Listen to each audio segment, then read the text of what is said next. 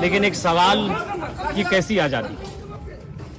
पिछले 20 दिनों से रांची के जयपाल सिंह मुंडा स्टेडियम में आंदोलन कर रहे साथियों, जिनमें भूख हड़ताल पर बैठे देवेंद्र नाथ महतो जी, जो सदर अस्पताल रांची में भर्ती थे, और वो बार बार कह रहे हैं कि हमको स्वस्थ लग रहा है, हमको ठीक लग रहा है, हमको ठीक लग रहा है, हमें धरना स्थल पर जाने दीजिए, हमें धरना स्थल पर जाने दीजिए, हमें आज की तिरंगा मार्च में शामिल होने दीजिए, और उन्हें जबरदस्ती हॉस्पिटल में नजरबंद किया जा रहा है।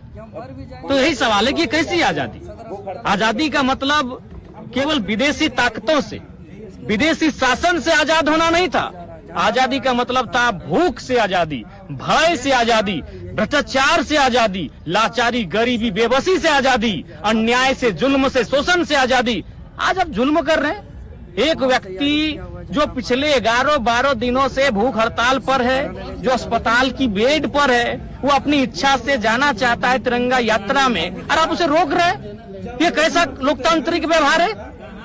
ये कैसा आजादी का सलूक आप उनके साथ कर रहे हैं? भाई आप ठीक है, आप अगर उनके स्वास्थ्य की चिंता आपको है तो आप उन्हें एम्बुलेंस के साथ ले जाए तिरंगा मार्च में, आप फिर उन्हें वापस अस्पताल ले आए। लेकिन वो व्यक्ति स्वयं कह रहा है, अरे भाई भूख हड़ताल करना तो अपराध नहीं है क्या? उसके हाथ में लाठियां हैं, डंडे हैं, गोली है, बारूद है, बम है, जो जाकर कहीं बम का धमाका करेगा, किसी के सीने पे गोलियां दागने का काम करेगा।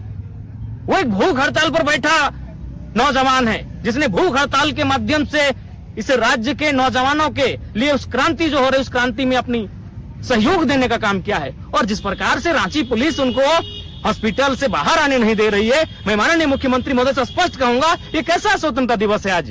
ये कैसे 15 अगस्त की आजादी हम मना रहे हैं, जहां भूख हड़ताल पर बैठना गुनाह है, जहां सत्याग्रह पर बैठना गुनाह है? अरे भाई कोई बंदी होता, कोई हिंसक उग्र आंदोलन होता, आप डिटेन कर लेते, आप अरेस्ट कर लेते, जो आपकी इच्छा थी हाउस अरेस्ट कर लेते। लेकिन एक भूख हड़ताल पर, जो 12-13 दिनों से भूख हड़ताल पर बैठा शख्स है, उसको आप जबरदस्ती हॉस्पिटल में, जिस प्रकार की वीडियो फुटेज सामने आ रहे हैं, हॉस्पिटल में बंद कर रहे हैं, उसे घेर कर रख रहे हैं, ये कतई उचित नहीं है। ये ना लोकतांत्रिक मूल्य है, ना ये हमारी स्वतंत्रता का अनुभव है।